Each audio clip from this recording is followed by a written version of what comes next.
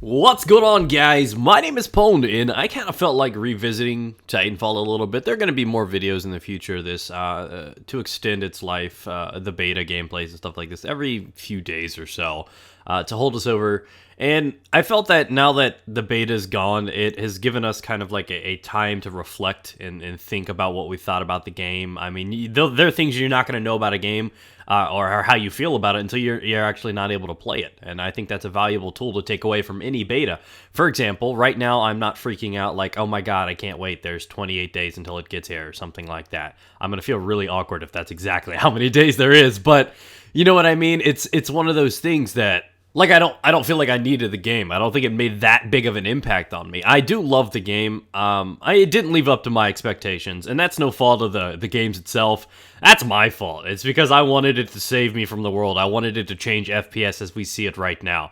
And it's not fair to put that kind of restriction, responsibility, or expectancy on any game, ever. Especially one that we have no idea about going into. The fact is, we wanted Titanfall to be some amazing title, and we wanted it so bad that we looked down on it because of that. So, I mean, I've talked about this in my overhyped video and stuff like that. But honestly, I enjoy the game. I love the game. I like the way that they've brought the mechanics into it.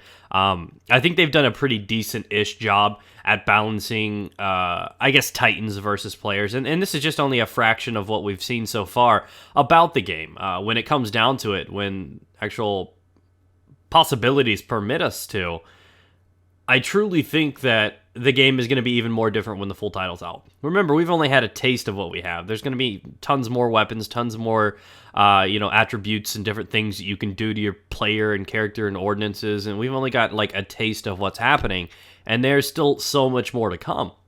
So I think from what we've experienced so far that it's been a fun journey.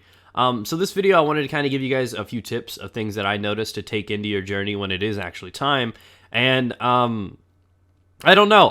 There are a few things that I just happen to notice when playing the game. For one, I find that I think they've done a good job at allowing pilots to disable and take out Titans. You know what I mean? I was afraid that it was just going to be a giant mech game and pilots were going to be irrelevant or, bait. You know what I mean? And it turns out that they can coexist pretty well, and that was one really, really important thing. I mean, if you're going to have a game and you have mechs in it, you can't have them extremely overpowered. But I noticed there were a few game types. I mean, just in the couple game types that we had, I found there were a couple game types where pilots were not needed as much, for example, you're talking domination, hardpoint domination, what I'm playing right now. I didn't really care about grunts at all. When I play this game type, I don't care about grunts. I don't care about getting my Titanfall. I want to play the objective. But what honestly happens in this game type is when that is the case, even though it is so essential, that the pilots are needed a little bit more than they're needed in like attrition.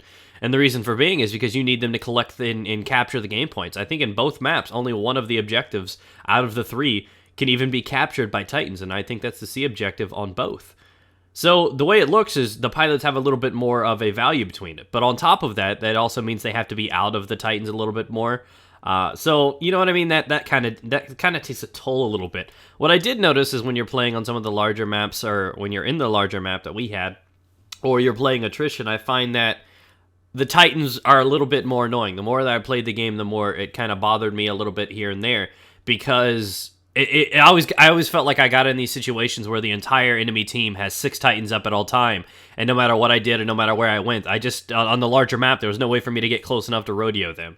There was no way, and it just always seemed like when they have all their Titans up and we don't have any, or maybe just one, our Titan's going to go down quickly, and it's like a momentum shift. It's like when the team that has the most Titans is going to win the game. And to me, I don't know, it just didn't feel right. It didn't feel balanced for a reason, and that's just kind of how I felt about it. So I think attrition is just definitely differently. But I did definitely spend more time worrying about the grunts and specters and attrition, so it's just kind of like a reflection on that. But the game's great. It's gonna become better as more game types and abilities and everything like this open up. It should be pretty fun. Now, the tips that I found out in this, and these are just things that I experienced throughout the thing, is one thing that I really had to teach myself to do is use the burn cards. If you guys don't know what a burn card is, they're basically little power-up buffs that you can, I guess, activate every life. They could just be standard, hey, update your carbine, and now it's going to be a little bit stronger. But if you do it right, you can go an entire game with only dying once or twice. And if you have that stronger weapon, then You know what I mean? It's just going to make it that you survive that much longer and are able to kill people that much faster. So when you start utilizing those burn cards, you're going to do some massive stuff. I mean, even starting off every game with like prosthetic legs. If you don't know what that is, it's like a power-up to allow you to move faster. So if that means I get to the B flag before everyone else, I could probably cap that before anyone else if they're not using prosthetic legs. So, you know, you just got to take advantage of what's going on with some of these things, and I had a lot of fun doing this. It took me a while to start, you know, implementing those into my gameplay. I don't know, I just kept playing and was wanting to play, and I forgot to, like, equip a power-up every game. So I think when people start doing that and you start doing 3 of those a game, you're going to find yourself playing a lot better, doing a lot more work. I mean, you have them, might as well use them, because sooner or later other people are going to catch on. They're going to start using them against you, and you're going to start getting butt touched. And I don't know. It's sometimes it's uncomfortable. So there's that. On top of that, I also I had quite the experience with arc grenades. Now, if you guys do not know this or not, arc grenades, you should only use those. Forget the standard frag grenades. Frag grenades kill people, that's cool and all. Arc grenades not only damage people, but they disable the HUD, they make things all wavy like some potato chips. But it disorients them, so they can't see. It's really hard for them to defend or shoot accurately at all. So I mean, if you're able to toss an arc grenade at somebody, you should be able to kill that person before they kill you, because it's going to be extremely hard for them to aim. You're already going to do a little bit of damage from the grenade itself, but it also does a lot of decent ability, a lot of, I guess has a lot of crowd control. And on top of that, unlike the frag grenade, it has a really, really important purpose towards the Titans. Every one of those arc grenades disables the shield 50% on a Titan. So if I'm like to throw this thing down and have some fun with it, and say you have 2 or 3 on you, and you throw 2 directly, say just a perfect example. There's a massive fight going on in the middle of Angel City. There's a brand new Titan that just spawned, shield drop, dome shield's out of the way. He steps out, and you have like 2 of your Titans right there and 2 of their Titans.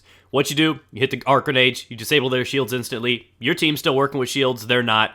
They're gonna get torn up. But I see a giant fluctuation in the way we're going to see things as more and more people play this game and find more and more strategies. For example, the cloud. The cloud is going to be a pain in the ass. I found that towards the end of the life, people were using it a little bit more, but it seemed like at first glance that it was going to be a defensive tool. People are going to use it to get people from rodeoing on them. That's not so much the situation. Honestly, I was playing it, and I was noticing that anyone that was playing in a small quarters map, Angel City, and they wanted to, they can use that as an attacking thing, because not only does that thing like disable people being able to pilot lock on with their explosives, it does a lot of damage to not only Titans but players too. So to me, I thought it was brilliant. I thought it was very, very impressive, and I entirely believe that that's going to start being used as an aggressive type of thing. If there's a massive firefight going on, somebody's just going to run in there, start meleeing people, boom, hit the cloud, and start doing work. So I think there's going to be a lot of strategy involved in this game, and I think there's going to be some competitive area for this game. But I don't know. I don't know how playable this game is going to be over time. But that's just my reflection on the game. I thought it was a solid beta. Let me know what you guys think down below. Thank you guys for your time. Hopefully you guys enjoyed this one. Peace out, guys. Get it.